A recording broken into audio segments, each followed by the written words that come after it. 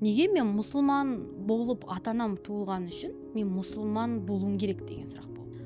Ойладым, мүмкін өмір басқаша шығар деп, Құдай шынымен бар ма деген сұрақтар басталды менде уже.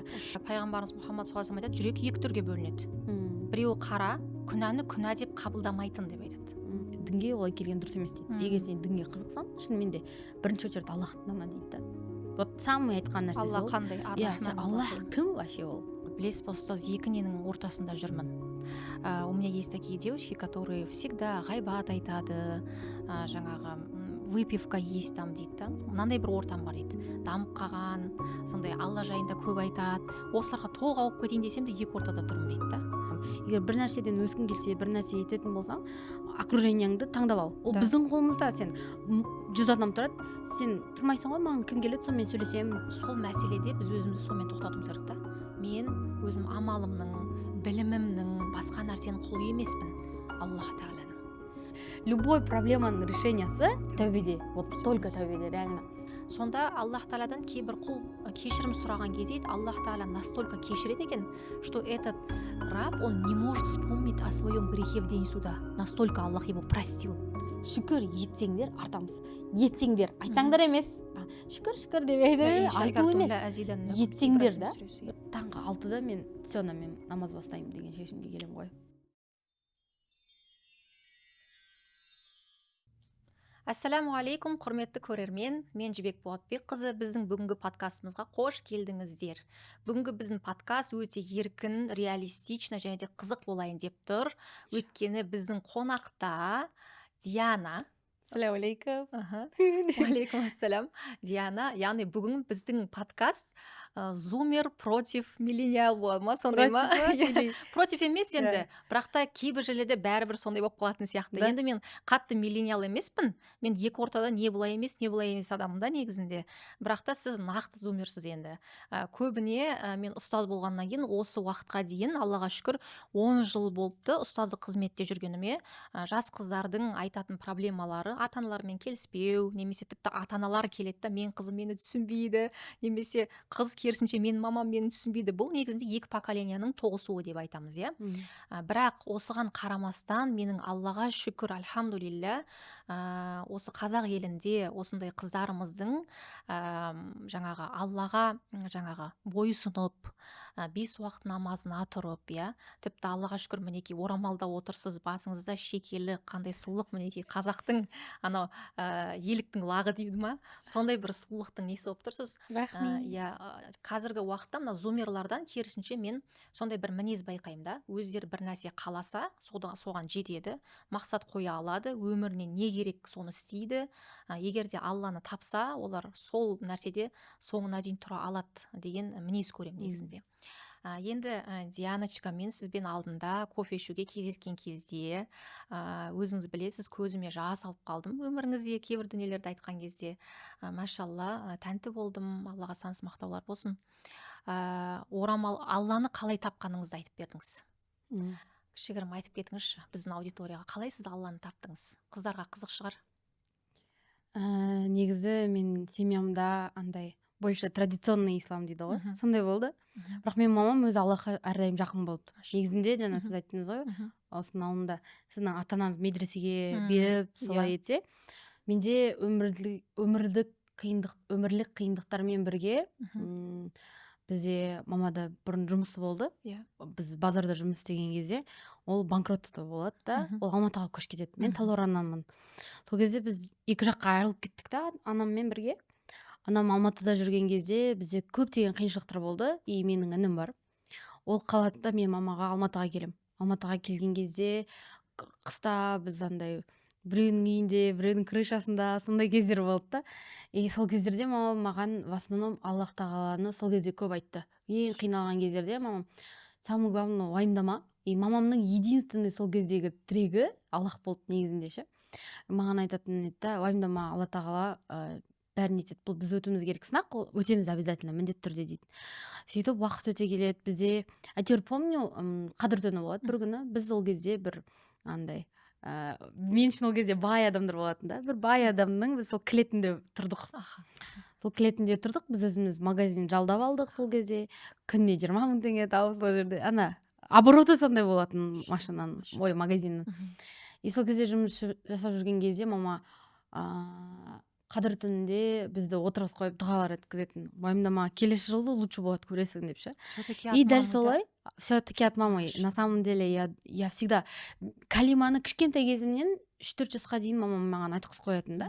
Сол кезден бастап ля иляха илlallah Мұхаммаду расулалла деп айтатын да. Мен ұйықтаған кезде мен 3 рет айтып ұйықтамасам ұйықтамайтын. Мама сөйтіп ініме де маған да сөйтіп прививать етіп қойған да, привычка ретінде. Мен де әлі күнге дейін сол ұйықтар алдында ля иляха илlallah, білмеймін, сондай болып қалған. Өйтіп айтпасам өліп кететін сияқты сондай болады ғой. Әкем маған бүйтіп үйреткен да, ля иляха илlallah Мұхаммад расулалла калима деп айтасың да, бітті, көзін жұмасың. Әлі уақытқа дейін осы 30-дан астым, мен сөйтіп айтамын ғой, ля иляха илlallah калима деймін да, сөйтіп ұйықтаймын. Менде де сол ля иляха илlallah Мұхаммад расулалла, ля иляха илlallah 3 рет айтып ұйықтамасам ұйықтамайсың да. И ол мамамнан келді да, негізінде. Сол кезде біз қадір түнінде жағдайымды помню.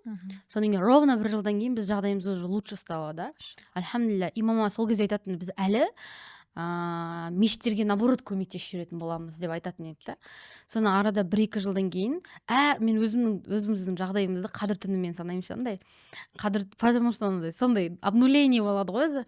Сол кезде мамам қараған кезде біз каждый жыл сайын уже бере бастадық. Бір кезде келіп су тарататын болдық, ол кезде уже тамақ тарататын болдық. И мамамның негізінде маған берген бірінші очередь тәрбиесімен сосын бізде уже жағдай жақсы болып, уже мамада 2-3 магазин болып, уже кәдімгідей жақсы жағдайымыз көтерілген кезде мама мені әрқашан андай, мен окружением ол кезде андай бунтовать ететін кезім 17 жасында.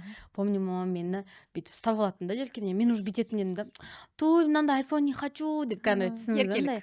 Уже не мама, ана көйлек не үшін аласың, я такой не люблю деп жүрген кезде мамам бірле желкемнен ұстады да, жүр дейді да. Как раз сол кезде андай Рамадан ба бір уақыт болады да, мамам өзі магазинде бүйтетін бар еді, коробкаларды жинап каждый коробкаға не салатын, продукт салатын, толтырып қоятын да.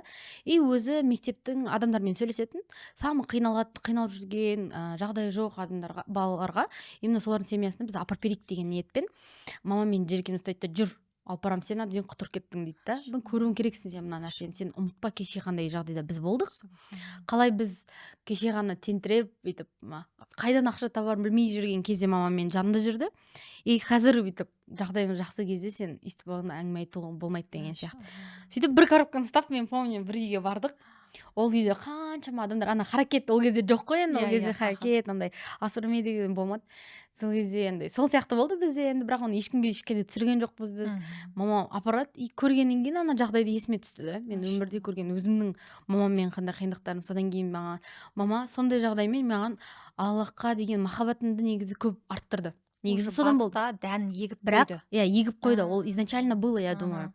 Бірақ мен Құдай деп ойладым да. Бірақ 17 жасында мен бунтовать етіп, мен биші болдым, хореограф болдым, көбісі біледі, көбісі білмейді. Сол кезде мен хореограф болып биге кеттім. И мен окружением, соответственно, поменялось полностью. Эксклюзив подкаст болып тұр ғой енді. Андай жоқ, ары қарай қызық болады негізі. Осы жағдайдан бірақ шығып, қазір сіз дінге үлес қосып, осындай почти уағыз насихат айтып отырсыз ғой қазір, енді былай қарасаңыз да. Қалай осы дәрежеге жетті? Құрметті қыздарға мен ойлаймын қызық бұл нәрсе. Да, негізінде мен өзім ойлаймын, история өте қызық негізі. Мен өзім айтқан жақсы көремін ол нәрсені. Сол кезде біз өте дұрыс емес жолда болдым. Мен негізі мамам мені сол 8-ге дейін үйде бол деп қатал ұстады да. Негізі 17 жасыма дейін, 18 жасыма дейін сөйтіп мен телефонымды проверять ететін, үйге кел, мен мектепте мынандай алтын белгіге көтеріп, ешқайда бармаймын, заправкаға барайық десе, жоқ, болмайды, мамам разрешить етпейді, ешқашан отношенияда болмай, вообще ондайға жоламадым да. Бірақ сол кезде уже бунт басталды. Мен, как соответственно, меня не понимает деп, менде депрессия болды сол кезде. Мен андай сол бақыттың түрін сол өзімнің окружениемнен таптым. Сол кезде, на тот момент. Деген сияқты мәселе. Бәрібір бір нәрсе бар, я стержень. Все-таки вот что-то нас держит. Ну, бағанағы негізі ят деп айта береді дейді ғой. Но ол нәрсе де бір жағынан защищает. Бетпе-бет келген өзге де бәрібір біз өзімізді ұстаймыз. Иә, менде андай болды, қорқыныш болды. Возможно, сол по-любому мен мамамның тәрбиесі, мен мамам ертең өлтіреді мені деген сияқты болды да. Бірақ менде, если честно, сол кезде ойларым болды. А что если попробовать? Почему? И маған ол кезде айтатын әңгімелердің бәрі тоже сондай болатын еді. Ты один раз живешь, попробуй все, что тебе нужно. Это классно. И все танцоры это делают. Аналар бүйтеді, аналар сөйтеді.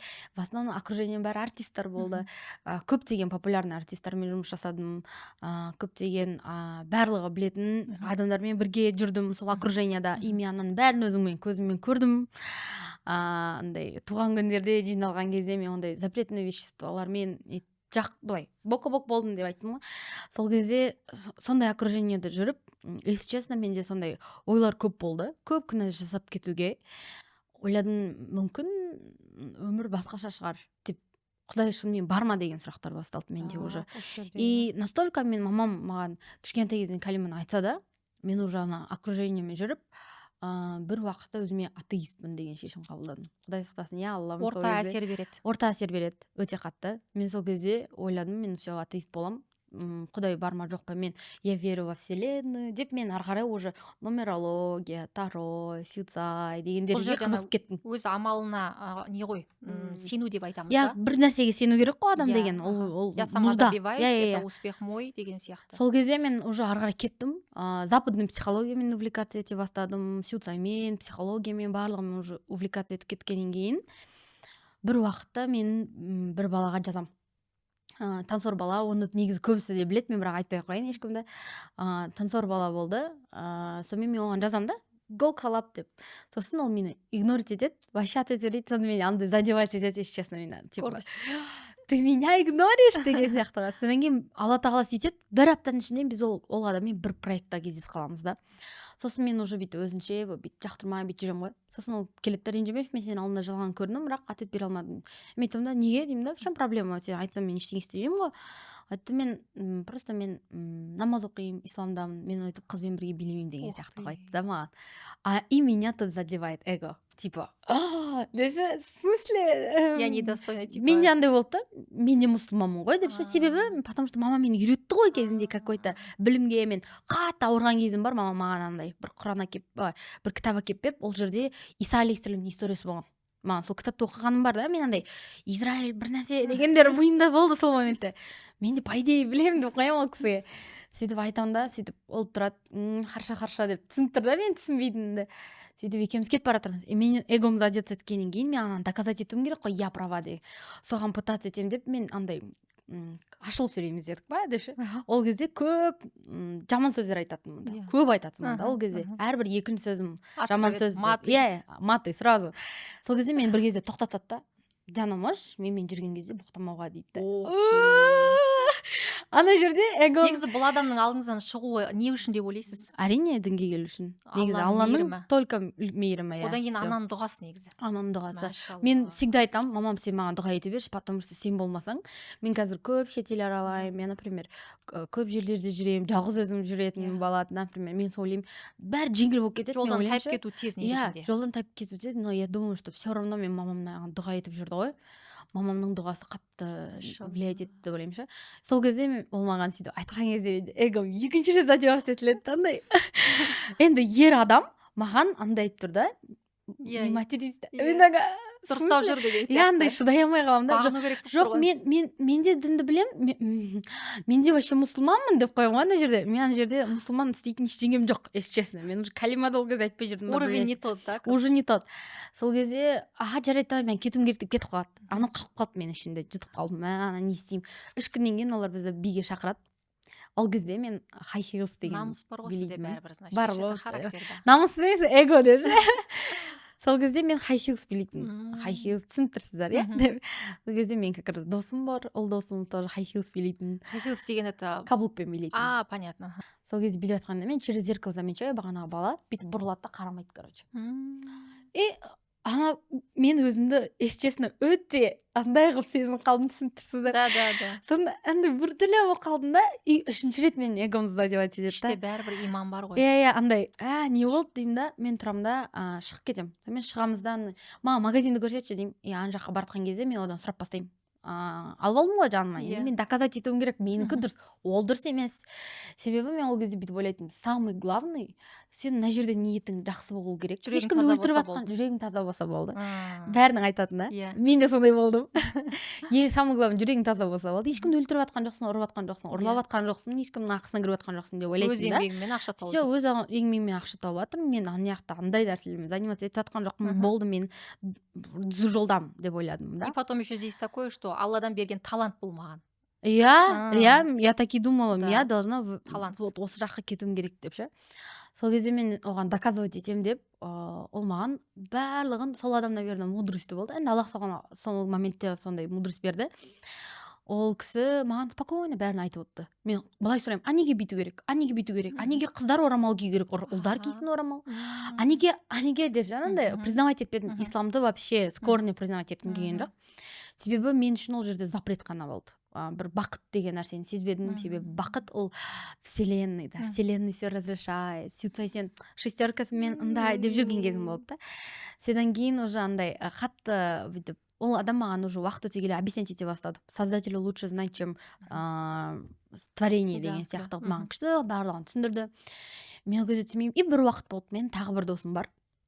Оны негізі, оны да көп адам біле береді. Негізі тоже ол танзор болды. Ол кезде менің хореографым болды сол моментте. Сол кезде ол осы екі танзор бір-бірімен кездесіп қалады. Екеуі де намаз оқиды. Жаңағы досым 8 жыл намаз оқиды. Ана жаңағы досым енді ғана намазға келді. 1 жыл оқиды да. Они танцуют, но все-таки намаз читают. Танцуют, намаз читают. Просто ол кезде танцорлардың арасында намаз читать, это было жесткое табу. Типа, что деген сияқты қарайтын еді. Қай жылдар болып тұр бұл сонда? 2022 болды, иә. Сол кезде андай қылып бір-бірімен екеуі сөйлесіп отырады ғой. Екеуі сөйлесіп отырады, дін туралы сөйлесіп. Енді осы жер ең маңызды. Екеуі бір-бірімен дін туралы сөйлесіп жатқанда маған қызық қой. Эгом задето, мен должна доказать, что я права. Как я могу быть не права? В смысле, я правильно живу деген мысльмен. Сөйтіп мен бүйтіп тұрамын да екеуінің арасына отырамын. Кешкі 6-да біздің әңгімеміз басталады. Сол жерде олар бір-бірімен сөйлеседі. Ана, брат, сен қалай дінге келдің? Брат, сен қалай дінге келдің деп бір-бірімен екеуі сөйлесіп отырады. А мен тыңдап отырамын екеуінің әңгімесін. Бір кезде анандай әңгімелер кетеді. Возможно, ауыр болады кейбіреуіне. Судный деннің әңгімесі болады. Ақыр заманның әңгімесі басталады. И олар ақыр заманның андай знактары туралы сөйлесіп бастайды бір-бірімен ше. Ақыр заманның знагы мынандай болады, и мен отырамын да. И что? Деген сияқты қылып ше. Сол кезде андай қылып бір айтып қалды да. Адам күнә жасай берген сайын жүрегіне қара дақ сияқты түседі да, жүрегі қатая бастайды дейді ғой. Сондай әңгіме басында айтып қалды. Мен тұрамын да, жоқ, мен де нормально деп қоямын өзіме. Я добрая деген сияқты ше. Содан кейін ана әңгімені айтып отырады. Бір кезде пайғамбарлар туралы әңгіме айтады. Бір кезде бір пайғамбар үстіп жесір әйелге үйіне барып көмектесті деген сияқты хадистердің өздері айтып отыр да. И жаңағы досым айтса, жанындағы досым мурашки кетіп тұр да үстінен ше, жылағысы келіп көзінен не алып бүйтіп дейді да. Мен отырмын ғой бүйтіп ше. Ешқандай әсер жоқ. Я әсер жоқ, потому что мен ойым, что это же пророк деймін да өзіме. Что это же пророк, он может это делать, типа, не үшін оған сонда реакция береді. Қойшы деп бүйтіп отқам ғой, енді менде эго ғой, признавать етпей отырмын басында. Хадис есіме түсіп отыр да, қараңыз, пайғамбарымыз Мұхаммад саллаллаху алейхи айтады, жүрек 2 түрге бөлінеді. Біреуі қара, күнәні күнә деп қабылдамайтын деп айтады. Қараңыз, это первый признак того, что сердце чернеет или черное. Второе, это как белые сердца, как перевернутые, как мрамор деп айтады, белые сердца.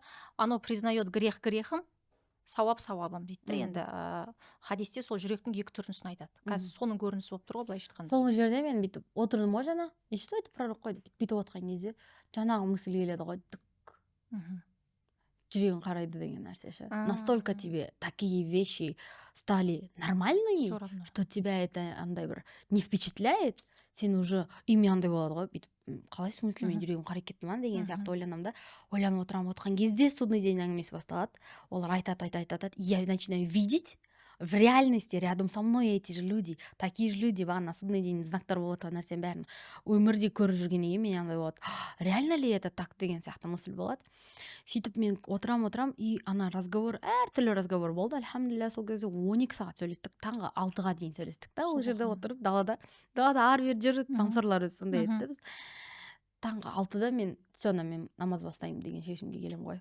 Бірақ та ол жерде мен сонда дінге енді получается бірінші дінге мен мамамның махаббатымен келдім. Бірақ екінші вот этот этап более бүйтіп кіру деген менде через страх басталды. Ол я думаю, что у многих олай болады негізінде ше. Кейбіреу махаббатпен келеді, кейбіреу өмірде қатты қиналып келеді Аллахқа. Біреу басқалай келеді, біреу басқалай келеді. Менде в основном осындай более информативный, но қорқынышпен келді. Мен тозақтан қорқып келдім да, получается.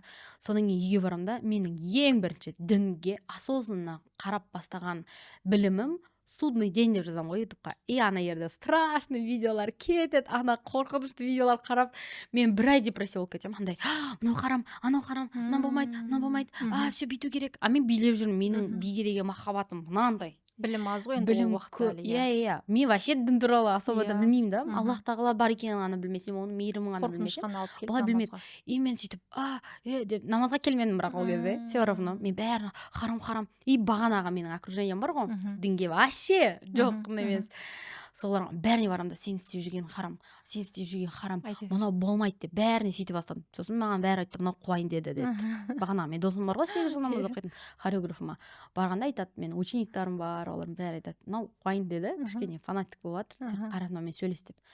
Сол кезде Алланың мудрости, Алланың мейірімі маған деген, сол кезде сондай жақсы адамдар, дұрыс адамдарды маған дұрыс әңгімені естірткізді. Ол адам мені алып кетеді да паркқа, терең көрдің бойымен жүрген кезде жүрші дейді да, екеуміз ходим гуляем, айтады жаным дейді да, сен олай дінге олай келген дұрыс емес дейді. Егер сен дінге қызықсаң, шынымен де бірінші очередь Аллахты тана дейді да. Вот самый айтқан нәрсесі ол. Алла қандай Аллах кім вообще ол? Қалай ол аттарын тана, Алла тағала кім ол негізі да? Соны танып ал, Алланы танығаннан кейін пайғамбар саллаллаху алейхи вассаламның өмірін оқы деді. Пайғамбар саллаллаху алейхи вассаламның танығаннан кейін сен ары қарай уже дінді дұрыстап аша бастайсың деді. Егер сен харам халалмен ететін болсаң, сен дұрыс ашпайсың, ол жерде сен уже только радикальный кетесің деді да. Әрине, иә. Сол моментте мен дедім да, успокоиться еттім любой нәрсеге. Ол кезде маған мынандай нәрсе айтты да, дінді даже пайғамбар саллаллаху алейхи вассаламға 23 жыл бойы келді. Иә. 23 жыл бойы келді. Намаз оқып жүрген кезде де сахабалар арақ ішіп жүрген кездері болды. Дұрыс па? Ол уақытымен келіп, аяттар уақытымен түсті ғой. Ты думаешь, что 23 жыл келген аяттар сен бір-ақ күнде өзгере аласың деп ойлап тұрсың ба деді да маған. Сосын мен ойландым, реально. Значит, сол кезде мен өзіме мынандай нәрсе қойдым. Менің өміріме, биге, менің өмір салтыма деген махаббатым мынандай да, дінге деген махаббатым жоқ та, по идее қорқынышқаннан, білімім ғана мынандай ғана болып тұр. Егер қазір мен мынау үшін мынаны тастап кететін болсам, насколько быстро мен мынаны тастай саламын да, лучше инаған келгім келмей қалады никогда. Намазға тастап кету. Намазға да келгім келмей қалады, дінді де айтпаш болды, там страшно деп жүруші едім да. Содан кейін мен өзімді успокойтым, давай тогда мен одан да мынаны көтерейін.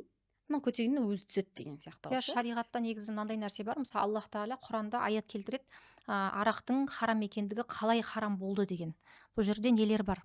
Степень. Как ступенька сияқты түскен аяттар. Бірінші, жаңағы арақтың қаншалықты ақылға, адамның өміріне зиян екенін айтады. Адамның ақылын алжастырады дей ма? Сондай қылып келтіреді аятта. Одан кейін барып оның қандай фәсәт, зияндары бар екенін айтады Аллах тағала.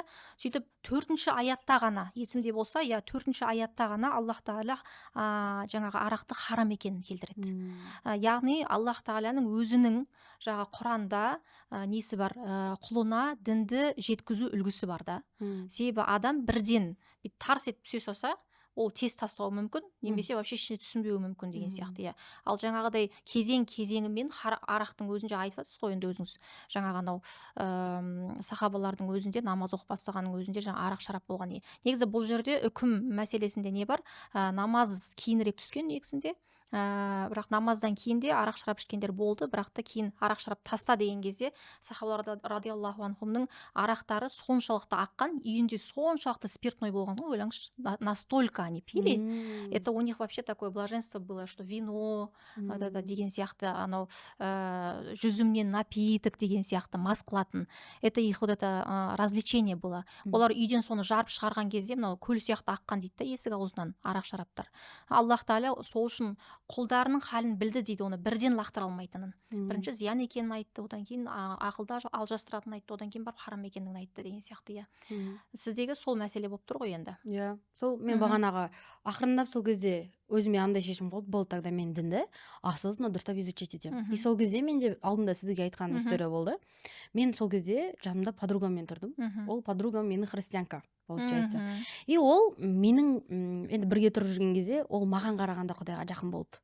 Себебі оларда практикующая. Практикующая христианка болды. Получается, олар бірге церковьқа барады, апта сайын воскресенье жиналады. Олар сондай күшті болды да, про Бога деп маған всегда айтып жүреді. Мен деп қоятын да, жүре беретін. Я шүкір деп сөйтіп жүрдім. Сол кезде мен үйге келемін де сұраймын одан, кто для тебя Бог? Кто такой Бог вообще? Мен вообще түсіндім да, что егер мен исламды просто потому что андай мысль келді, енді ол дұрыс па дұрыс емес па, мен ойлаймын дұрыс деп ойлаймын. Неге мен мұсылман болып ата-анам туылған үшін мен мұсылман болуым керек деген сұрақ болды. өзімнің таңдауым иә, бар. мен өзімнің таңдауым болуым керек қой. Негізі любой адамда осознанный таңдау болу керек деп ойлаймын да. Неге ата анам мұсылман болған мен мұсылман болуым керек? А егер мен ата анам христиан болғанда мен сонда христиан болуым керек па ары қарай? Егер мен ата анам буддист болғанда мен буддист болуым керек па деген сияқты сұрақ болды да. Неге маған вообще бірінші Құдай кім? Содан кейін Құдай жіберген бірақ дін точно истина болады. Бүткіл дін истина Алла болу жалғыз. это невозможно. Дұрыс. Потому что мен енді понятно Бұл да жерде ол жерде. сізде бәрібір фитра қағидасы ойнап тұр. Жақында мен осы балалардың бала тәрбиесіндегі дінге келу жайында зерттеу бітірдім да. Кішігірім бір диссертация қорғап бітірдік магистратурамда. Сол жерде фитра қағидасы айтылады. Ақида бойынша әр бала мұсылман болып туылады. Яғни Аллах Тағала уже рухтар әлемінде әләсту би роббикум деп сұрап қойған. Мен сендердің раббыларың емеспін бе деп сұраған. Сол кезде барлық рух Аллах Тағалаға бәлә, яғни әрине деп жауап берген да. Одан кейін өмірге келгеннен кейін олар мұсылман болып келеді, әрі қарай бағыт бағдар беретін ата ана.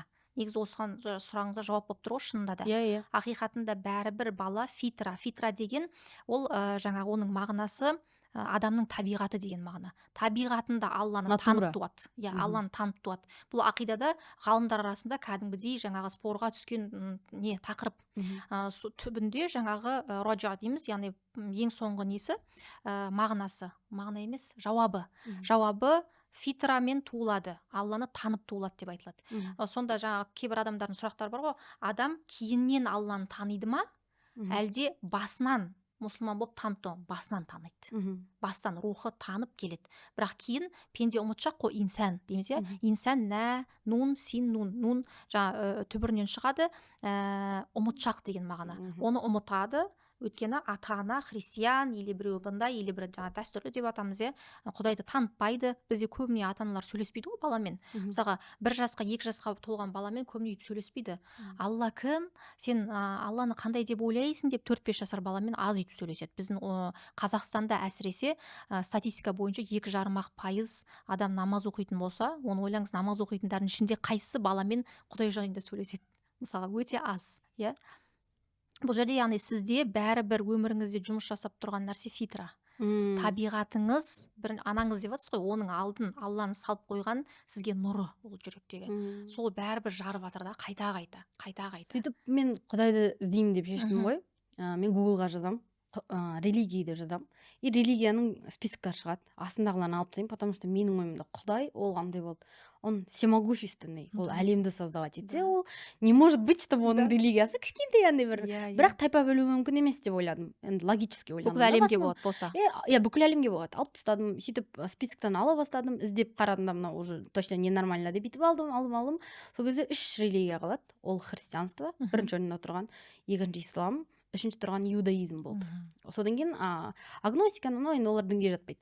Сөйтіп кітаптары бар діндер ғой бұлар. Иә, пайғамбарлары кітаптары бар. Содан кейін бұл үш діннің ұқсастығын іздеп бастасам, бәрінің историясы бір. История пророков бір дейді. Содан кейін түсінемін, хорошо, иудаизмді қараймын, ол жақта қазір закрепленный точный кітабы болмағаннан кейін мен оны жауып тастадым. Болды, тогда все дедім. Ол понятно дедім. Еще в основном искаженный, и в основном еврейлер ғана оны ұстанады. Содан кейін 2 дін қалды, еще христианство и ислам. Мен енді мұсылман болып кеткеннен кейін мен ойлаймын да, енді мұсылман больше дұрысырақ шығар деймін да, бірақ та менің мысль кетпейді. Неге христианство популярнее? Неге ол бірінші орында тұр әлем бойынша? Неге тогда, может, Аллах сондай, Құдай сондай өзі могущественный, оның діні могущественный болу керек. Ұстанушылар көп, иә? Көп деп ойландым да, бүйтіп, и христианствоны іздеп бастаймын. Жанымда как раз христианка. Мен ойлаймын, босқа емес шығар деп, потому что менің нәпсіме выгодно намаз оқымауға, орамал кимеуге. Мен ол кезде бүйтемін ғой, мен намаз оқимын, жарайды. Еще жарайды, там одолжение. Тазықтан сақтану үшін да. Бірақ орамал никогда кимеймін деймін ғой. Никогда не говори никогда деген осы жерде. Сөйтіп айтамын. Содан кейін мен ана христианствомен и мен андай ютубта кетеді видеолар. Атеист задает вопрос имаму и отцу деген видео бар, 2 сағаттық па сондай. Оны қараймын, одан кейін ана кетеді, ол кезде Закир Наиктің бәрін бүйтіп қараймын. И чисто по логике мен исламды таңдаймын уже осознанно. Себебі Құдаймен сөйлесу үшін маған дәретім, қолын, беті қолын жуып, дәретімді алдым да, любой жерге отырдым да, Аллах қолын жайды сұрай бер. Болды. Ешқандай посредник жоқ, ешқандай нәрсе жоқ. Очень легко. соны ойладым, реально маған құдаймен сөйлесу осы ғана керек та. Мен нәпсіме, и ол кезде маған күшті қылдыр түсіндіріп берді намаздың несін ше. Сен таң намазды оқисың, оның аралығында бесінің аралығында күнә істесең, ол күнә бес намазда кешіріліп қояды дейді да. Мына арғы име ананың мейірімін көрген кезде Аллах тағала бізге уақыт намаздың сондай бізге деген мейірімін көрген кезде мен ойладым, мынадан қалай отказ бересің мынадан.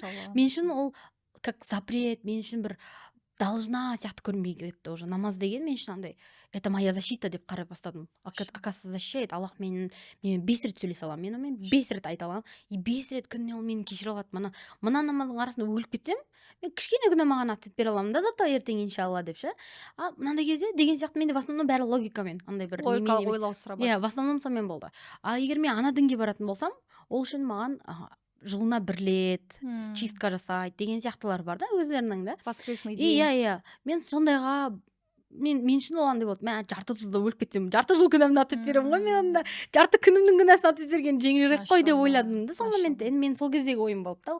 Сөйтіп тұрмын да, хорошо, тогда может быть ислам. Бірақ та мен даже жарты жылдан кейін мен окружениеммен бірге намазға отырамын.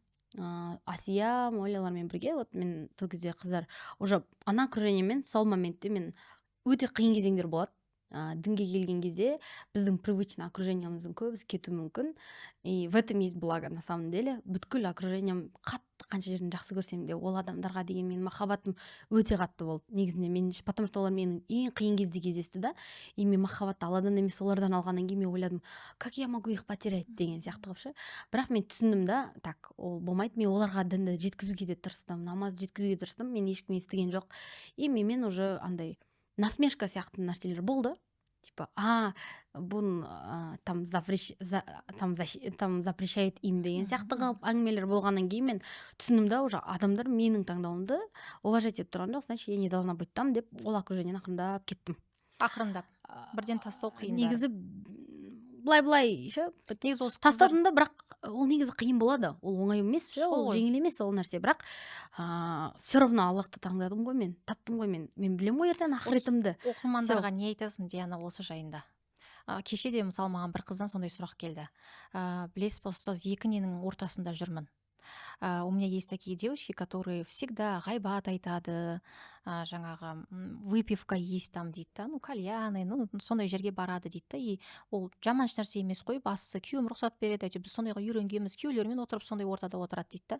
Енді мен намазға келдім, Құранға енді түсіп жатыр, осы бір шәкіртім Құранға түсіп жатыр, сол айтады, мынандай бір ортам бар дейді, дамып қалған, сондай Алла жайында көп айтады, осыларға толық ауып кетейін десем де екі ортада тұрмын дейді да. Қандай бір-екі лайфхак бересің осы сондай қыздарға? Выбор ғой бұл. Бізге Алла тағала воля бермеген, мы вам дали не волю, а выбор дейді ғой. Аллах бізге выбор берді. Бұл жерде просто выбор. Человек выбирает, қандай өмір сүргісі келеді. Себебі біз білеміз, біздің окружение это в основном біздің өмірде қандай дәрежеге жететініміздің көрінісі. Сен маған досымды көрсет, мен сен кім екенін айтамын дейді ғой. Дәл это 100% солай. Мен бәріне айтамын. Егер бір нәрседен өскің келсе, бір нәрсе ететін болсаң, окружениеңді таңдап ал. Ол біздің қолымызда. Сен 100 адам тұрады, сен тұрмайсың ғой, маған кім келеді, сонымен сөйлесемін деп емес. Сен тұрасың да, так, ана кісілер анандай сөйлесіп жатыр да, мына кісілер анандай жатыр. И таңдауда да, мен анандай болғым келеді, ол менің таңдауым, значит, мен сол жаққа барамын. Болды. Ол жерде не жоқ. Менде де таңдау болды.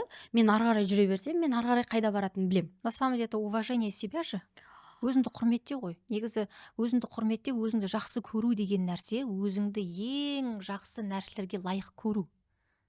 Қазір бізде өзіңді жақсы көру, құнды көру дегенді басқа нәрсемен алмастырып тастаған ғой.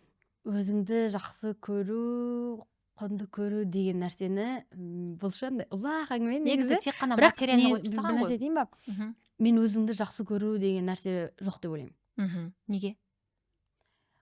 Любить себя деген ғой. Орысша айтқанда ол легче доноситься. Мен өзімді любить себя, я люблю себя деп. Если есть любить себя, значит есть не любить себя. Так. Значит, мы всю жизнь будем гнаться. Затем, я люблю себя, я не люблю себя, я люблю себя, я не люблю себя. И какой-то действиямызға қарап, біз өзімізге какой-то ярлықтар жабыстыра бастаймыз. Мен ананы істедім, молодецпін, я люблю себя. Ананы істемедім, значит, я не люблю себя. И ананың ішінен мен оны өттім да, честно. Бұл жерде мынандай жалпы түсінік бар. мысалы жалпы түсінік бар, өзіңді жақсы көру деген кезде жалпы өмірімді мен не нәрсеге арнаймын, осы нәрсе махаббаттың тереңдігі сода болып тұр. Мен Алланың жаңағы разылығына арнаймын ба, Алланың наразылығына арнаймын ба? Андай емес, әрбір действиядан кейін емес, жоқ, жалпы. жаңағы бар ғой, любить не любить себя деген бар ғой, оны к чему я веду, Мгм. оны мен түсіндім только Алланы танығаннан кейін, соответственно. Әрине. Себебі мынандай болды, я люблю себя, я не люблю себя, я люблю себя, я не люблю себя деп гнать етіп жүрген кезде осы нәрсемен ше өзіме доказать етемін, мен өзіме маңызды нәрселермен заниматься етемін, мен анамен етемін, мен мынандай должна, мен ештеңе істемей просто жатсам, значит я себя не уважаю, не люблю деп көп Иә, болды ол ғой. басқа, иә. Сөйтіп жүрген кезде мен бір кезде алла тағала маған сондай бір салып қойды, өзім ауыр бір таңғы 4-5-те тұрамын ғой ұйқыдан, бүйтіп аспан қарап отқан кезде маған анандай осознание келді. Біреуден естідім ба, келдім ба, мен түсіндім, нету любить себя, есть я есть любовь деген. Түсіндіңіз ба? Түсіндім. Я и есть любовь. Мне не надо себя доказывать, что я люблю себя, я не люблю себя. Я и есть любовь. Неге? Потому что бүткіл әлем был создан Бисмиллахир-рахманир-рахим. Правильно? Алланың с именем милого, милосердного и милостивого. Правильно? Сонда бүткіл әлем Алланың мейірімімен ғана был создан. Әрине. Соответственно, мейірім деген состоит из 100% махаббаттан. Ол жерде андай нәрсе жоқ ше. И сол кезде, когда человек поймет, что он и есть любовь, я и есть любовь, Аллах мені создал только мейіріммен, болды 100% мейіріммен тұрам. И осы жерде сен понимаешь, да, Алла тағала бүткіл әлемді сен үшін осылай беріп қойған кезде, сен сол кезде андай өзіңе андай не хочешь, қалай айтса болады, бағанағы вот махаббат деген сол кезде басталады да. Я желаю осы нәрсеге жақсысын, потому что Аллах беріп қойды ғой. И менің таңдауым бар да сол жақсылардың арасында. Алла бар нәрсені беріп қойды, Аллах жақсы нәрсе жасады, мен жақсысын таңдайын деген нәрсе да. Бұл жерде бағана айтады ғой тоже дінде бізде самооценка деген жоқ та, біз себя не деген сияқты тема да. Это конечно, да. Соны біз шатастырамыз. Мынау қазіргі қыздардың өзіне айтқым келеді, самоутверждается через парней, например, оған жігіт көп гүл алып келсе, ол как будто бы ценно, әдемі сияқты. Оның жанында подругасына гүл көп әпкемесе, ол жаңағы құнды емес сияқты. На самом деле Аллах тағала адамның құлын бір жігіттің подтверждениясына салып қойған жоқ. Саған біреу сұлусың демесе де, сен бәрібір лақад халақнал инсана фи ахсани тақуим, Аллах тағала айтады, біз құлдарды ең жақсы түрде жараттық дейді да. Поэтому ешқандай адамның подтверждениясын іздеудің қажеті жоқ бұл өмірде. Бір махаббат табу үшін сен жаңа сіздің айтқаныңызға толық келісемін. Бірақ та жаңағыдай мынандай шектеуліге салып қоймайық деп жатырмын да махаббатты. Жаңағы мен өзімді жақсы көруім деген жаңағы барып өзіме покупка жасасам жақсы көрдім өзімді деген сияқты. Өзіме кішкене демалыс берсем жақсы көрдім өзімді.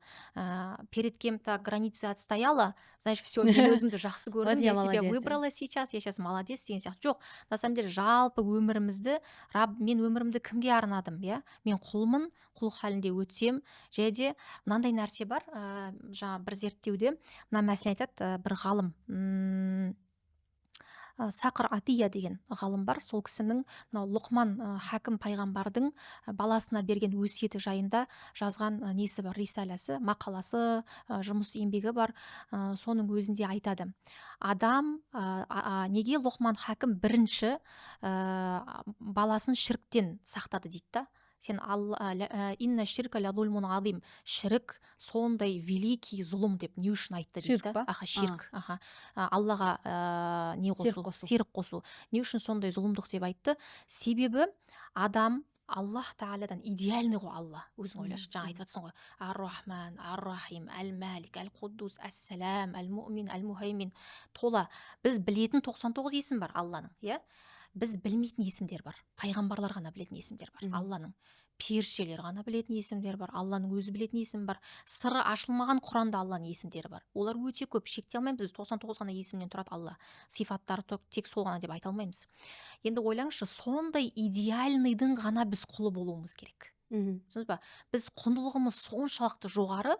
Лұқман хакім дейді, сонда баласына бірінші айтқан өсиетінде Алланың жалғыз екендігін балаға көрсеткенде осындай тәпсір бар дейді да. Сен сондай құндысың, тек қана сондай идеальный Алланың ғана құлы бола аласың деп. Біз өзімізді настолько жақсы көрмейміз руханиятпен, өзімізді төмендетіп тастағанбыз. Кімнің құлы боламыз?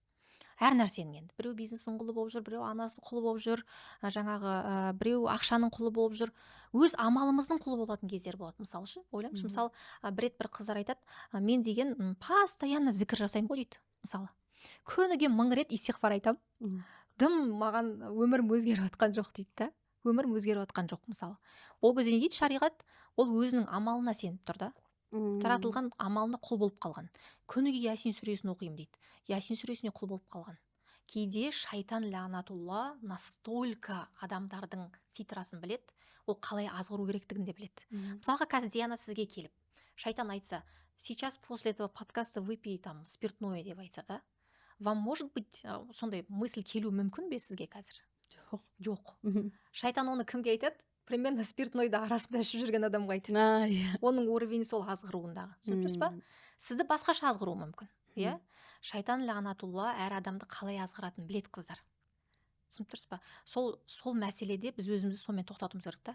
Мен өзім амалымның, білімімнің, басқа нәрсенің құлы емеспін. Аллах тағаланың. Ал амал, білім деген нәрсе тек қана не екен? Әрекет. Жаңағы кісінің ситуациясын понимаю. Ол қиын ма? Мен де жылап жаттым подругаларыммен, сөйлеспеймін ба, бітпеймін ба деп. Бірақ бұл жерде менің қорқынышым, наверное, помогло. Мен ақыретімді ойлаймын дедім да.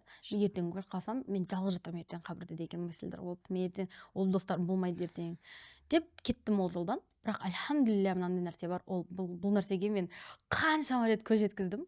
Егер Аллах үшін бір нәрседен қалай болады, отказ беру, бас тартсам, Аллах үшін бір нәрсенен бас тартсаң, Аллах міндетті түрде ол нәрсенің орнын сондай бір берекелі, одан да жақсы нәрсемен ауыстырып қояды екен. Вот 1000%. Это, знаете, вот ондай болмаса айтыңыздар деп сондай. Ол точно солай да, ол ше. Мен себебі ол тақуалық қой. Тақуалықтың несі бұл? Тақуалық деген не деген кезде Алланың нелерінен, Аллах тағаланың бас тарт деген нәрсесінен бас тарту, істе деген нәрсесін істеу, осы тақуалықтың несі? Тариф. Жақында бір ғалымның постын оқып қалдым, Диана.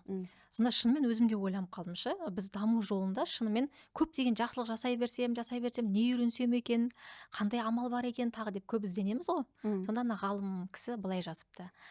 Сен кейде бір нәрсені қоссам, бір амалды жасасам деп емес, өміріңдегі керісінше Аллаға ұнамайтын істен бас тартсам деп ойласайшы дейді.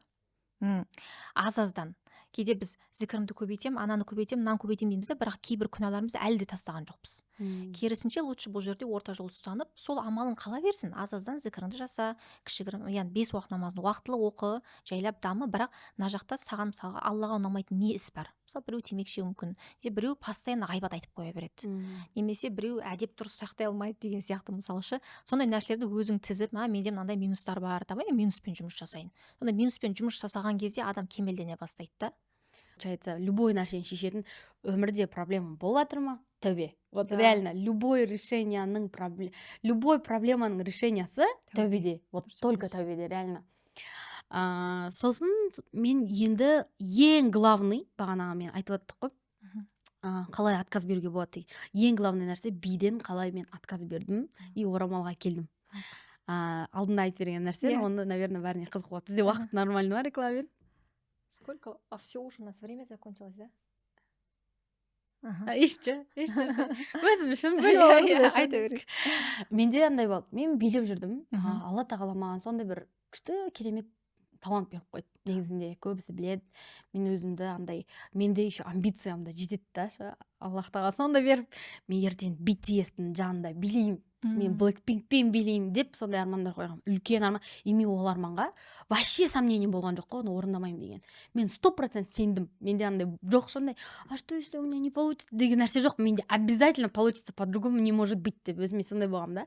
И мен ол жолда келе жаттым. Мен биледім, карантиннан бастадым. Көптеген артисттардың артында биледім. Көптеген артисттарға хореография қойдым, постановка қойдым, концерттарда выступать еттік. Өзің үйрете бастадың. Уже мен өзім үйретемін. Менде 700-800-ге жуық ученикім болды. уже маған ұсыныстар Россияға, Түркияға шақырып жатты.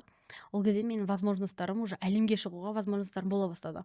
Мен 2022 жылдың жазында Турцияға КМК бардым, биге. Ол жерде 15 мировой хореограф болды. Сол Blackpink'тің хореографы болды, Бейонстың хореографы болды, Шакиралардың. Менің барлық армандаған ортамда жүрмін. Бірақ ол кезде намаз оқимын. Уже намазға келіп алғам ол кезде. Бірақ мен продолжила ары қарай өз жолымды, потому что ол менің жолым деп ойладым. Сөйтіп мен ары қарай жүрдім. Ол жерде біз бірінші кемптің бірінші күнінде мен 2 корона ұтып аламын. Ол корона деген 600-700 танцор по всему миру. Соның арасынан хореограф мені таңдап маған корона береді. 2 рет бір күнде 5 мастер-класс болады. Ол мастер-класстың 2-ін алып аламын. Біреуін менің ученицам алады ғой. Түсінесіз ба? Ана жерде Россияның топовый хореографтары бар, Грузия, Түркия, Қырғызстан, Өзбекстан, жалпы СНГ, жалпы мынаяқтың хореографтары, танцорлар бәрі келеді. Соның арасында сөйтіп мен деген кетемін ана жерде. Бүткіл хореографтар маған келіп танысып, менімен инстаграм алмасып, давай бүйтейік сөйтейік деп маған көп ұсыныстар келе бастайды. Мен уже ары қарай кетіп баратам. Сол кезде Ирактың қыздары болады, әлі помнишь, дейді. Жоқ, қалай келесі жыл келесің ба? Мен келесі жылға, получается, выиграла бесплатно келуге. Ирактың дейсің ба? Жоқ, ана танцевальный неге мен бесплатно выиграла. Сол жерде Ирактың қыздары, Иранның ба, Ираннан, кажется. Они не покрытые? Не покрытые, да. Ираннан қыздар келеді. Биге сол хореографтар жоқ тоже. Иранның қыздары жүреді. Сол кезде айтады, жоқ, келесі жыл келесің ғой, получается. Анау говорит, бұйырса, иншалла көреміз де. Оран кетпесем деп прикол ұстаймын ғой. Ох ты. И ол кезде реально прикол салып қойды. И ол кезде мен прикол ұстадым, честно, потому что мен орамалға келуге менің ниетімде болмаған ол нәрсе. Мен ойладым, бір кемпір болғанда киермін деп, честно сөйтіп ойладым. Сөйтіп кеттім ол жақтан бері қарай келгенде менде проекттан мен өте жақсы ақша таптым. Ол танцорлардың арасынан да даже қарасақ өте жақсы ақша таптым. Проекттарым да көп болды, оқушыларым да көп болды, мен ценнигім да көп болды. Мен прям бүйтіп деп жүрген кезім болды.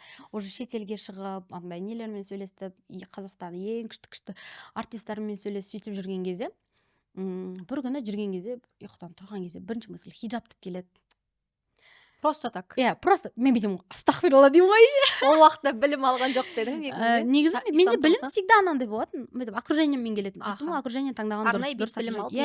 Білім арнай алмадым. Ассаламу алейкум, құрметті жамағат. Подкастымыз пайдалы болып жатыр деген үміттеміз. Қазіргі уақытта Түркістан қаласында 150 қызға арналған қарилық медресе соғылып жатыр. Садақа адамның осы өміріне және де ақыретте үлкен сауап екенін өзіңіз де жақсы білесіз. Егер де сол медресеге үлес қосқыңыз келсе, мына реквизиттер арқылы садақаңызды жібере аласыз. Сөйтіп инстаграмнан енді дұға еттім ғой. Сол кезде мен уже биге деген желанием кеткен моменттан уже Малайзиядағы, жаңағы Америкадағы қыздардың хиджабты қалай күшті киетінін көріп, менде андай қызығушылық басталды. Оказывается, так можно деп. Сөйтіп, содан кейін мен уже ақырында қызыға бастадым. Все, мен жарты жыл бойы, получается, мен карьерамды закончу деп айттым. Ол кезде менде өзіме андай миссия қойдым. Значит, егер менің қазір 25 000 подписчигім бар ол кезде, бүткілі танцорлар. Мені только білет, только танцорлар. Қырғызстан, Россия, Қазақстан бүткіл қалаларынан, мен сол кезде андай болды. Егер мен қазір дінді осылай резко оранып кетсем, ана адамдар не ойлайды дін туралы. Мен оларға влияние бар болып тұр ғой. Отпишутся, наверное. Отпишутся, просто болды, олар бүйтіп ойлайды, ой, мынау оранып кетті деп жаман негативті бол. Мен ойладым, а что если мен оларға өзім билесем де, не істесем де, наоборот дінді көрсетсем қалай болады деп. Сол кезде мен сторисіма уже намаз оқығанды, иногда орамалда екенді салып тұратым. Сол кезде мен андай период басталды. Сол кезде мен орамалға ниет еттім ғой, жарты жылдан кейін оранам деп, иншалла. Сол кезде мен орамал бар сатып алдым, секеметке бар, как раз орамал бірінші сатып алып, бірінші далаға шықтым. Менің ойымда андай болады. Бір күн орамалмен шығатынмын. Мен сол кезде, значит, менде минус грех деп жатыр. Бүгінге менің күнәм жоқ. Бүгінге менің күнәм жоқ, себебі мен ешқандай еркек көрген жоқ без қымбатқа.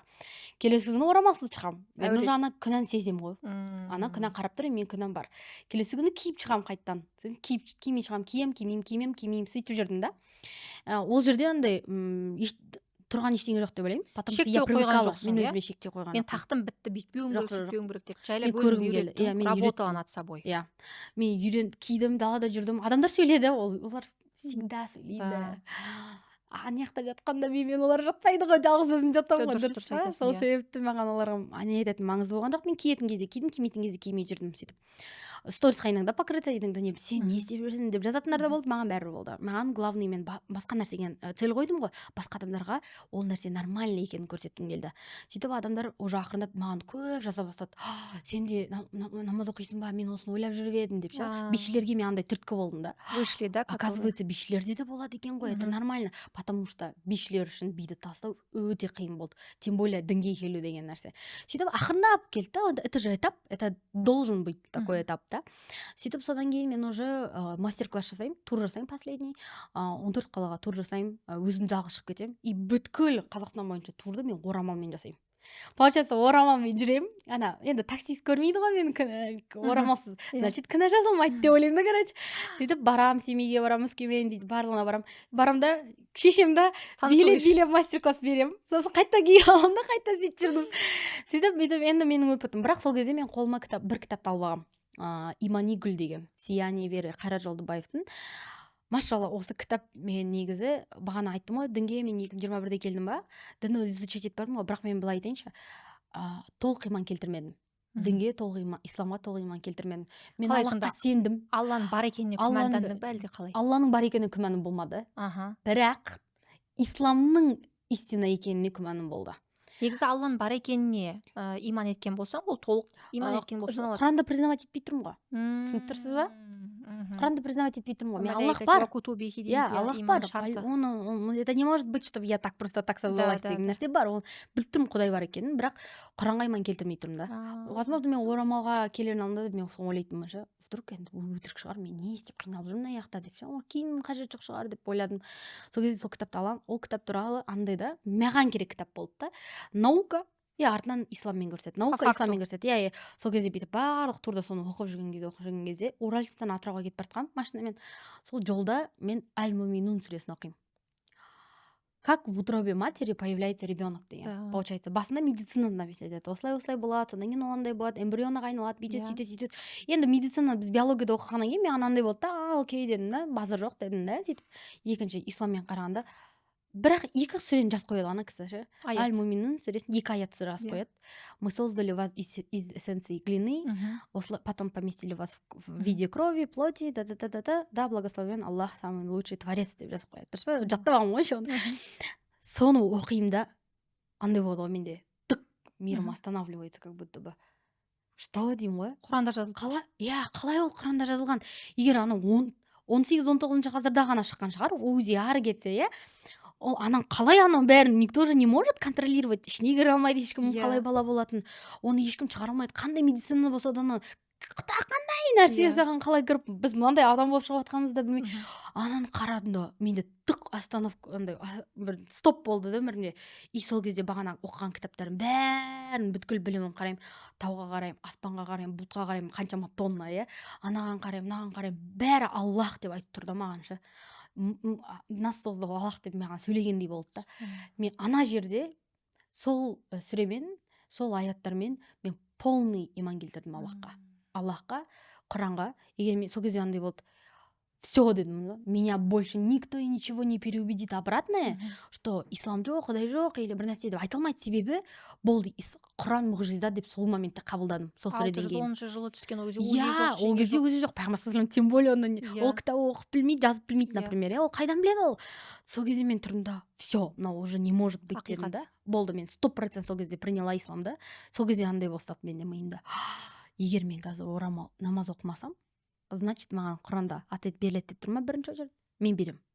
Оны мен қанша жерден нәпсімен ыңғайлы бір нәрсені тауып ақтап алсам да, это не оправдается. 100%. Мен ертең жатам, өлем, моментта маған келеді, олар менен бірінші очередь намазды сұрайды. И это никак сен оны айта алмайсың басқаша қылып. Сол кезде онда болады. Егер мен орамалға келмесем, ответ береді деді ма, значит 100% берем. Ол менің қанша жерден потом келем, қанша жерден андай келем, мынандай келем деген нәрсеме қарамайды. Болды, ол нәрсе маған естілді, мен ол нәрсеге келді маған, ақиқат маған жетті ма, мен несу ответственность за то, что мен айттым. Содан кейін мен тұрдым да, все, значит маған орамалға точно келу керек дедім да. Бірақ сол моментте Алланың қанша 8 миллиард адамның ішінен маған ақиқатты көрсетіп қойғанына сондай Машалла. махаббатын сезінгеннен жылап жіберемін ғой. Машалла. атырауға жеткенше жылап бардым да ана жерде. мына Я жерде Аллахым қандай деп есіме келіп отыр да, сізді намаз алып келген ғой бәрібір бұл нәрсеге ше. да по-любому. Пайғамбарымыздың кезінде бір сахаба радиаллаху анхум айтады, бір адам намаз оқып жүр, бірақ та ұрлап жүр деп ше. Мгм. Расулалла саллаллаху алейхи вассалам астафти его дейді. Негізі ол уақытта қандай наказание бар ұрлағанға? Қолын шабады, Иә. қолы кетсе екінші қолын шабады, үшінші деген сияқты. Расулалла саллаллаху алейхи вассалам закрыл на это глаза, он сказал, намаз оқып жүрген болса, ол оны жөндейді деп. Бұл жайында Құранда аят бар. Инна солата танха анил фахша ивал мункар деп айтады. Яғни намаз, расында намаз сендерді арсыздық пен жаманшылықтан сақтайды деп айтады. Бағана сен айтып отырсың ғой, 5 уақыт намаз оқып жүрдім бәрібір, билеп жүрдім, бүйтіп жүрдім, сөйтіп жүрдім, бірақ яғни сол 5 уақыт намаздың әсері ғой. Бәрібір сені сақтаған, бәрібір сені білімге алып келген. Яғни қыздар бәрібір өздерін шектемей, қазір немен айналысып жүрсеңіз де намаз оқи беріңіз. Бір уақыт намаз оқи, екі уақыт, 3 уақыт, иә. И ол нәрсеге обязательно осознанность іздеудің қажет жоқ негізінде. Өйткені намаз Аллах Тағаланың үкімі болды. Иман етіңіздер, Құранда Аллах Тағала арсыздық пен жаманшылықтан сақтайды деп тұр ма? Яғни ол сақтайды. Ешқандай күмәнсіз, иә. Просто бастай беріңіз, оқи беріңіз. И постоянно намазда махаббат бола бермейді. Постоянно бола бермейді. Намазда тұрып айдаладағы нәрсені ойлап кетуіңіз мүмкін, қуып кетуіңіз мүмкін, даже шатасамыз, ракаттан шатасамыз, басқа. Ничего страшного. Главное, сізде 5 уақыт намаз бар. Аллах Тағала иншалла сол старанияңызға қарап сізге міндетті түрде сауабын жазады. Бұл жайында ғалымдар мынандай нәрсені айтады. Сравнивает вот эту жизнь в этом мире и с днем судом. Бір адамдар дейді, кемеге шықты 3 адам. 3 адам кеме, соны оқығанда өзім сондай бір қызық сезімде болдым. Кемеге 3 адам шықты дейді. И оларға айтты дейді, сондай бір островқа тоқтайсыңдар, бір остров тұр да. Сол островта сендерге 1 күн уақыт беріледі, 24 сағат. Сол островта тола байлық дейді, алтын, басқа, соны қанша ала аласыңдар, соны отбасыларыңа әкелесіңдер деп айтты дейді да. Содан кейін сол 3 адам островқа тоқтағаннан кейін бір адам соншалықты жолдан шаршаған соншалықты, жаңағы алам ғой, ала беріңдер сендер деп жатып алды дейді да. Рахат-ай, не деген остров мынау, не деген әдемі, не деген пальмалар деп, жаңағы өмірдің ана масаттану, қазір біз айтамыз ғой, один раз живешь деген сияқты ше. Типа сол островты ғалымдар осы өмірмен салыстырып жатыр да. Ана жерде талай мұхит бар деген сияқты ғой. И соған островқа кіріп, бір адам масаттанып фрукты жеп жүрді әшейін дейді. Екіншісі ана жаңағы әуелден оған ескерткен нәрсені есінде салды дейді да. Сөйтіп күні түні жаңағы неге корабльға байлықты тасумен болды дейді да, өзінің отбасына тасумен болды дейді. Ал үшіншісі біресе тасиды, біресе шаршайды, біз сияқты жаңағы ше. Біресе намазды жаңағы кейбір адамдар бар ғой, кейде қаза қылатындар бар, немесе біресе тастайтындар бар, біресе қайтып келетіндер бар деген сияқты. Идеально оқитын адам жоқ. Иә, әрине. Сол нәрсемен жаңағы ол идеальный деген жаңағы намазың жалпы 5 дәрежесі бар. Пайғамбарлар намазы деп айтылады, сахабалардың намазы деп айтылады. Олар ғана идеальный деп айтамыз. Одан кейінгілер уже болды. Одан кейін үшіншісіне келеді, кейбір ғалымдар айтады, осы әулие құлдардың намаздары, олар да хушумен оқиды, ихсан дәрежесінде оқиды деп айтады. Алла мені көріп тұр, мен оны көріп тұрмын деген дәрежеде оқиды дейді. Ал одан кейінгілер уже біресе жаңағы оқиды, біз сияқты жаңағы. Одан кейінгісі вообще қаза қылады, қалай болса қарайды, ол вообще қабыл болмайтын намаздардан дейді да. Сол островқа түскен адамдардың үшеуін айтады, сөйтіп 24 сағат біткеннен кейін барлығы қайтып корабль отплывает. Яғни сөйтіп кеткеннен кейін жаңағы масаттанып жүрген адам ана екеуіне қарайды да, қатты өкінеді дейді да, қатты өкінеді. Мына 24 сағат бойы отбасына бүкіл алтынды жинап алған, спокойно енді рахаттанып жатыр, балаларыма, отбасыма осындай байлықпен баратын болдым деп ше. Ал екіншісі, мен неғып сен сияқты көбірек жұмыс жасамадым, қазір толықтай демала беретін едім ғой, сонда да 24 сағатым болды деп. Ал үшіншісі сондай қатты өкінді дейді да. Негізі өкініштің бізде 2 түрі бар. Осы өмірдегі өкініш, мысалы бір нәрсені істей алмадым, немесе оқу бітірген соң мысалы көк диплом алып қалдым, мен қызылға да бітіруіме болатын еді ғой деген сияқты өкініштер. Немесе ата-анама жақсылық жасай алмадым, ата-анасы махрұм болып кетіп жатқан балалар айтып жатады мысалы, болды, ата-анама жақсылық жасай алмадым. Бірақ ең үлкен өкініш ақыреттегі өкініш дейді. Ақыретте адамдар, кейбір адамдарға Аллах Тағала амал дәптерін оң жақтан оң қолға беріп жатады дейді. Ойлаңызшы, қандай ауыр, иә? Ол бүкіл мынау өмірде қиыншылығы болды, басқасы болды, бірақ ақыретте амал дәптерін оң жақтан оң қолға алды. Болды ғой, все позади, все уже. Оған рай обеспечен. Сонда бір адамдар дейді, амал дәптерін сол жақтан алып жатады дейді да. Алла сақтасын. Оған уже қайтарға жол жоқ. ең үлкен өкініш сол айтады ғой ғалымдар, өкінбей тұрып, ең үлкен өкініш келмей тұрып әрекетін жасап ал дейді да, ең үлкен өкініш келмей тұрып. Сөйтіп сол амал дәптерін оң жақтан оң қолға алған адамдар басқа адамдарға сондай мақтанып қуанып айтады дейді да, қарашы, мен амал дәптерін оң жақтан алдым деген секілді. Әрине біз Аллах Тағаланы ар-рахман ар-рахим деп танимыз, рахымды, ол мейірімді. Әрбір күнәдан соң тәубе етсең Алла кешіреді. Тіпті тәубенің де өзінің түрлері бар. Алланың ғафур есімі бар, афу есімі бар, тәуәп. Сонда Аллах Тағаладан кейбір құл кешірім сұраған кезде Аллах Тағала настолько кешіреді екен, что этот раб, он не может вспомнить о своем грехе в день суда. Настолько Аллах его простил. Мысалға, біз қалай кешіреміз, ойлаңызшы, Диана, мысалға мен біреуді кешірсем, жарайды, бірақ кешірдім мен. Или екінші рет сол істі қайталаса, ана кезде мен сені кешіргенмін. Есіне салып қоямыз да. Мен и так та сені кешіріп жүрмін. Бұл кешірімге жатпайды екен. Кешірген адам ол күнәні қайтып ол адамға есіне салмау керек дейді да. Аллах Тағала кешірсе, оның амал дәптерінен өшірткізеді ол күнәні, ақыретте оның есіне салмайды дейді. Күнәні ойлаңызшы. Иншалла, сол үшін ешқашан Алланың мейірімінен үміт үзбеңіздер. Аллах Тағалаға жақындаңыздар. Алланың әмірін орындаңыздар, махаббат келеді. Осознанность, махаббат, вот эти чувства к Аллаху всегда придут, иншалла. Главное выбирать Аллаха. Конечно, конечно. Қандай выборлар болса да, тек Аллахты таңдасаң, сол жерде, сол жерде басқа болмайды. Сізге сұрақ осы жерде, сөзіңізді бөлдім, кешіріңіз. Я то на ты или на вы, в общем, мен айтып отырмын ғой, екі ортада жүрген. Мынандай сұрақ болып тұр, Диана. Сейчас ты, альхамдулилля, вот это сохраняешь хиджаб свой, да? Это сила, альхамдулилля, которую Аллах нам дает. Во-вторых, білім алам деп айтып қалдың, Құранға түстім да, по-моему. Машалла. Білімнің пайдасын айтып кетші. 1-2 минут. Білімнің пайдасы сенің осы дінге, өміріңдегі білімнің. Именно ислами дін білімнің. Ислами білім ба? Бұл андай ойын сияқты ғой. Так. Бұл ойында келесі уровеньға өту үшін очко жинайсың ғой. Очко есть білім да. Машалла. Ана көбейген сайын сен келесі уровеньға өте бере аласың да, жақсы жағынан. И білімді мен Аллахпен әңгіме деп қабылдаймын. Почему-то. Мен өзімде солай. Мен, например, бір ситуациялар болады өмірімде. Сосын мен айтамын, так, маған, значит, бір нәрсе іздеу керек, білім іздеу керек деп іздеймін. Подкаст болсын, бір ұстаз болсын, білмей боламын да, мен айтамын. Потому что әл-әлим Аллах қой. Білімнің иесі Аллах. Значит, сол білімді беріп жатқан қазір маған Аллах, значит, сол нәрсені айтқысы келіп тұр деп қабылдаймын. Сол үшін білім менің өмірімде это как тамақ ішу. Олсыз вот не могу. Білім со Всевышним должен. От Всевышнего. Всегда ол мен үшін сондай да. Қандай ситуация болса да, мен так, Аллахым, маған осындай ситуация болып тұр, сен біліп тұрсың. Мен маған бүгін білу керек нәрсемді айтқызшы, айттырғызшы, естіткізші сол нәрсені деп сұраймын. Сол кезде сол білімді аламын. Деймін, все. Мен андай көп лишний нәрселерді алғым келмейді, потому что какое-то время мен лишний білім көп алып кеткен уақыт болды. Онда көп білім болмайды әрине. Бірақ уже ана білімдің арасында шатасып кетесің, не болып жатыр, андай керек нәрсе бар, керек емес нәрсе бар. Сол кезде мен Алланың әл-әлим, әл-фаттах деген есімін көп сұрап бастадым. Я Аллахым, открывающий сердце ты, пожалуйста, открой мое сердце к благим для меня знаниям деп сұрадым. Сол кезде мен просто окружением, наверное, білімді мен көбінесе окружениедан аламын. Дұрыс нәрселерді естумен, ұстаздармен, сол бір міндетті түрде мен какой-то форум, семинар болса міндетті түрде ол жақтан обычно қалмаймын. Одан кейін кітаптар менің өмірімде ол міндетті түрдегі нәрселер. Одан кейін подкасттар. Қазір енді подкаст көп болғаннан кейін мен еще тіл үйренгеннен кейін мен басқа тілден алуға да тырысамын да.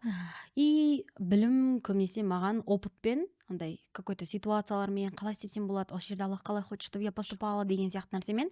И шетелде келеді. В основном мен шетелге көп шыққан сайын Аллах сол жақтан мен бір үлкен осознаниямен келемін да, көп жағдайда шандай. Мен, например, Малайзияға барып келдім. Мен Малайзиядан сенімнің насколько важный екенін біліп келдім. Маған сол кезде сондай период болды. И мен өмірімде андай периодтармен болады да. Так, мына период мен например 3-4 ай мен только намерение деген нәрсемен жұмыс істеймін. Бітті, маған андай жұмысым болып жатады, қиналып қаламын, бүйтіп қаламын, неге алып келе жатыр деген кезде түбі андай болып кетеді, намерение де келеді. Түсіндім деймін. Міне бір білім.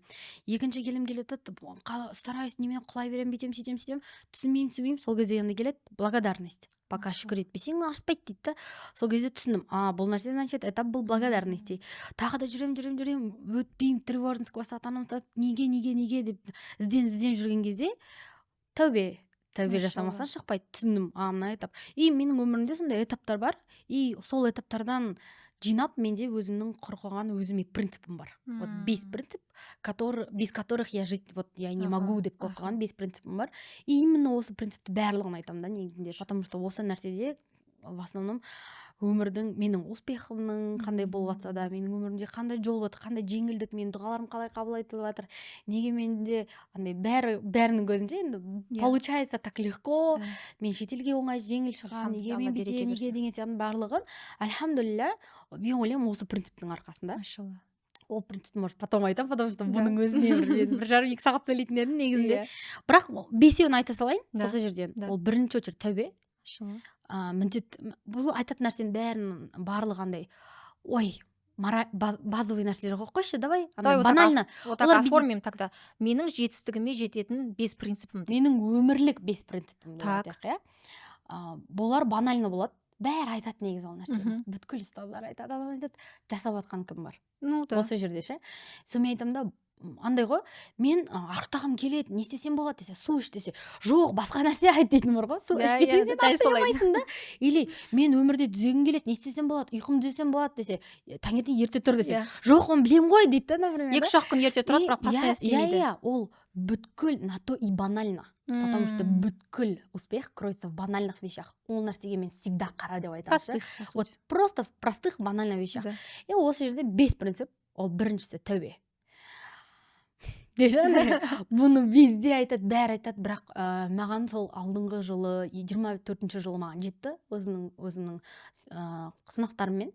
Мен түсіндім, и мен қазір любой ситуация болса, қандай қиындық болып жатыр, сразу так мен күнә істеп қойдым, наверное, или біреуді осуждать етіп қойдым, либо мен мына жерде горливость көрсетіп тұрмын. Білмей күнә жасап қоямыз ғой. Иә, по-любому тәубе істеуім керек. Иә, Алла, мен бүйтіп жасап қойдым, акасы кешір, бұл тәубе. Тәубе істеймін, жеңіл болады. Шынымен де жеңіл болады.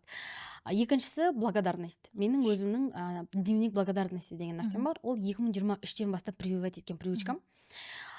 Мен өте қатты қуанышты, бақытты сәтте боламын ғой. Сол кезде сразу барып благодарность жазамын. Потому что өте қатты қуаныш пен өте қатты қайғы күфірлікке алып келеді. Дұрыс па? Иә, оны мен сездім. Мен өттім ше, ананы. Сонымен қатты қуанып сразу барып благодарность жазамын. Я Аллам, бұл сенікі деп ше. И қатты тревожка болды ғой, мен өмірде ештеңе болмай жатады, менде как будто весь мир успешный, а мен ғана ештеңе емес сияқты ощущение кезде тревожность басталғанда сразу алып беттерге благодарность жазамын. Ол менде уже қалып қалған привычкам. Мен міндетті түрде мен уже екінші блокнотым кетіп жатыр. Ол менің өмірде көп нәрсеге бұл нәрсе, бұл бәрін істеу керек. Бұл жерде біреуін ғана істеу ғана болмайды ше. Бұл бәрі істелуі керек негізі. Тәубе, благодарность, привычки, потому что 95% біз өзімізді автоматически өмір сүреміз.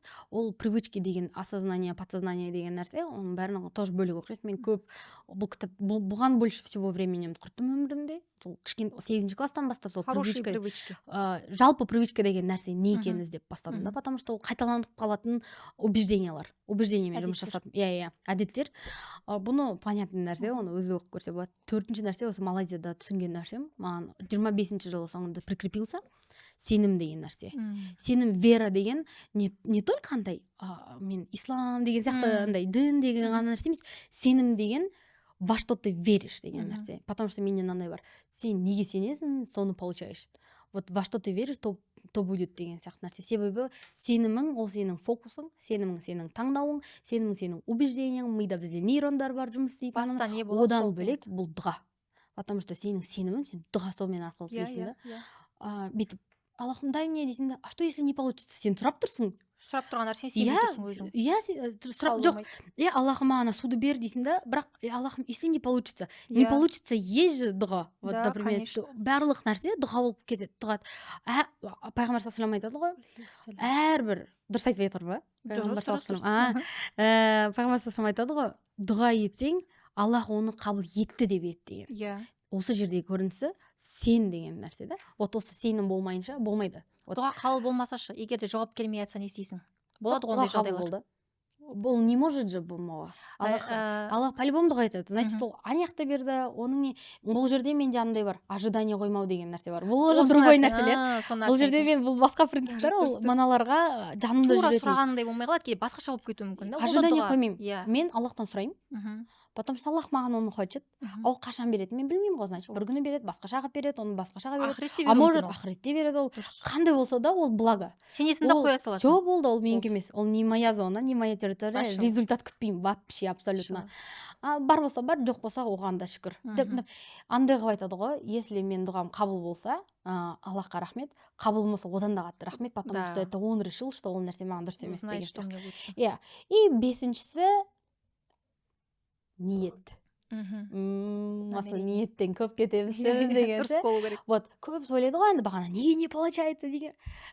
Басына тік етсең, қай жерде ниетің жатыр сенің. Қай жерде сен ниеттен дұрыс кетпедің деген нәрсе. Потому что кім қандай ниет етеді, соған жетеді дейді. Бітті. И сол мына бесеуде негізі аяттармен закрепляется. Мои любимые рабы это те, кто грешат и каются дейді. Бітті. Мен Алланы сүйікті қылғым болған кезде, мен всегда тәубе істеуім керек. Всегда истихфар аузымнан кетпеу керек та. Бірақ ол мен жасадым деп емес, оны Аллах маған салып бергеннен кейін жасай аламын да. Екіншісі благодарность. Неге? Потому что айтады, шүкір етсеңдер артамыз. Етсеңдер, айтсаңдар емес. Шүкір деп айту емес. Етсеңдер да. Дұрыс па? Шүкір етсеңдер артамыз. Значит, ол действие. Ты должна это в действии проявлять, что ты шүкір етесің. Ақша бар ма? Шүкір етсең, садақа бер. Реально, вот садақа қатты. Денсаулыққа шүкір етсең, бар да, тренировка істе. Тілмен ғана болмайды шүкіршілік, әрекетпен. Отношенияға шүкір етсең, бар да жақсы сөз айт. Сыйлық бер, там, мен не знаю, да.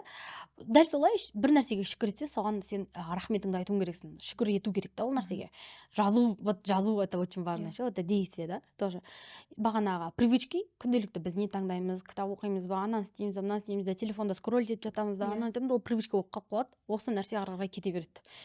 Бағана айтқан вера, бағана нәрсені привычканы внедрять ету үшін бізге сенім керек и намерение. Осы 5 главный менің принциптарым бар, которые мен любой бір ситуация болса, осы 5-еуін түгендеп шығамын. Мынаны дұрыс істедім ба деп ше.